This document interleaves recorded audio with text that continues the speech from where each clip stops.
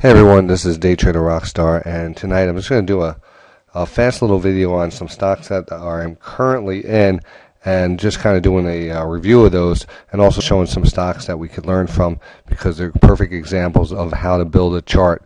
And I'm going to start with that right now with Yum Brands, and Yum Brands is a stock we're in. And I just want to start with a basic raw chart as you are, a trader just looking at the stock for the first time. What jumps out at you? What makes you look at a stock like this to trade versus another stock? Well, a lot of things. I mean, the one thing that's important is the name brand for me. A very highly followed stock, quality stock. And when we see a pullback in that type of level, with the corresponding stochastics being oversold, I really start to pay attention to it. Also pointed out to me that someone called us a head and shoulders, and I would agree with that. This is a nice little upward slanted head and shoulders, and you can see this trend line here. So you have a trend line, you have the breakdown, you see that breakdown, you happen to catch the break at this point. Stochastic is getting oversold. So you start to take your position into this. Now, how on a daily chart, you can even break that down more, because seeing that pullback and seeing the head and shoulders, there's a little rule, trick of the trade. I like to go, whenever you see a head and shoulders breakdown, it's usually because the right shoulder is a lower high. In this case, you can see the high here and the low high here. So this actually starts a trend. It actually starts the downward trend. That's why the breakdown, once you do get the breakdown, you have basically 3 points, all right, on this stock. So with those 3 points, you can absolutely throw a trend line in from this level to this level, and because you have this other pivot area down here, you're just going to throw that parallel line down here. So now all of a sudden you see that head and shoulders really break down into a channel, and that channel kind of measures out the exact thing. A head and shoulders, what we call a measured move, a head and shoulders, a move from a head and shoulders, is based on the height of the head to the neckline. That distance is a distance that is calculated from a breakdown of the head and shoulders formation. So you can actually see how this situation right here, this space right here, the length of the head down to the neckline, is equal distance to this channel. It's amazing how everything falls into place, and that channel equal distance, and now we're pushing back up to the top of the channel. So back when we took position, it was actually because of the daily chart and at 60, but you will be able to see that really closer. You can actually see it closer if you go to the 60-minute chart. And at that point, we went to the 60-minute chart, and on the other charts at the office, I have them all written out. But basically, you're seeing there was a nice lower trend line down here, and you're just picking it up off the lower trend line. So a nice little channel, and it's pushing back up towards the top of the channel, and that would be your first level of resistance and possible stalled out pattern right there, consolidation before a further move up, because this pattern does generally move to the upside. Downward channels, you trade from the lower trend line all the way to the top trend line, and then beyond once it matures. And there's so much to go into that, and that's just a little tip of the iceberg on how to read a channel and how to determine your exact entry going down from the daily down to the 60. And then looking at 60 instead of trying to get rid of that chop and stuff. Great little example there in Yum Brands. So we'll just take a look at some other stocks that are going into Friday, which is actually going to bring us into Friday and early next week. The Amphenol, APH. Love the stock. Did my research on it. This is a very good, beautiful pattern, pulling back just above the 200 period moving average. Stochastic starting to turn back up. It's really organized on the daily and on the 60-minute chart. So right now we seem to be holding. We had two positive candlesticks here where we kind of left some tail. So I wouldn't be surprised to see that breakout above $53, which would be the breakout, I would say. That 53 area could be a buy trigger now, a secondary buy trigger, if you're not in it already. It's basically that level. And that will probably bring us up out of this pattern and on our way up. So I love this level down here. Maybe a possible, very, very slight chance of a push down. I think we're just heading up from here. So good little setup.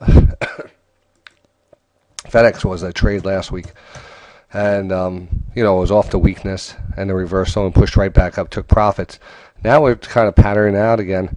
Stochastics are pulling back. We'll go on a 60-minute chart because we trade this one successfully each time. So why not go back to it when it sets up again? Now what I like about this is a long, gradual, over a few days, the 60-minute stochastics finally getting down into an oversold level. Here, you're getting down to the oversold level in just a couple days. A little faster move down versus a slow progression down. So you might want to watch for the stock to continue to move higher soon. And it seems to be holding the 20-50 period moving average. So the pullback on Friday looks nice. Corning is another stock, another typical stock. Nice little channel. And again, coming down by the 200 period moving average. There is that possibility of two things playing out here. One thing is the possibility of the closing price and make this being a wedge pattern and a breakdown from that. Or if we did break down through here, I want to just put that extension down and say there's a possibility that this is a larger channel. So I always want to take all situations in hand. But it looks like now we got a nice bounce in volume. If we get some follow through, this looks like a nice little wedge pattern which should break to the upside or at least take profits into the upper trend line.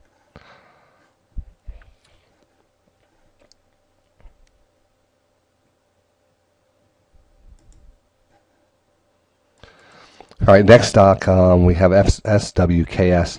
And again, beautiful channel. That was the key, I guess the real key component that I found this last week when I was doing my research. Really good quality stocks are pulling back towards the bottom of their channels. Now this is really the best risk-reward type of trading there is. It's really establishes a methodology where it keeps you out of a stock and it tries to get you in at the most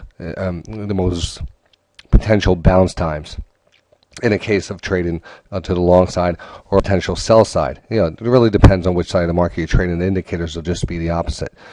So, with the pullback, with the quality, the quality and the research that goes along with each and every technical analysis, you always want to look back onto the news of the stock, see what's overhanging it, see if there's any issues out there.